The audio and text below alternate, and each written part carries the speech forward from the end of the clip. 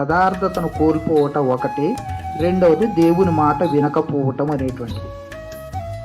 దేవుని మాట వినకపోవటమే పాపం అండి. పాపం అంటే గుర్తుపెట్టుకోండి, అందరిలాగా మనము పాపం అంటే ఏదో చెప్పొద్దు, అర్థమైందా? ఆజ్ఞను అతిక్రమించడం అంటే దేవుని మాట వినకపోవటం. ఇంకొక మాట చెప్పాలంటే ఇంకా కొంచెం డీప్గా వెళ్తే దేవుని యొక్క చిత్తాన్ని ఎరగకపోవటము.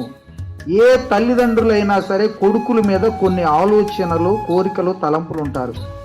వాళ్ళ ఉద్దేశాన్ని ఎరగకపోతే బిడ్డలంగా పుట్టి మనం ఎందుకు చెప్పండి? మన అమ్మ ఆలోచన ఏంటో, మన నాన్న ఆలోచన ఏంటో, వాళ్ళు మన మీద పెట్టుకున్నటువంటి ఆశలు ఏంటో, వాళ్ళు మన మీద కలలు అనేటువంటి కళలు ఏంటో, వాళ్ళు మన గురించి ఏమి యోచించారో, వాళ్ళు మనల్ని ఏమి చేయాలనుకుంటున్నారో అది మనం చేయకపోతే మన బ్రతుకెందుకు, మన జన్మెందుకు? కనుక ఇక్కడ నీవు పరలోకములో ఉన్నప్పుడు యథార్థవంతుడుగానే ఉన్నావు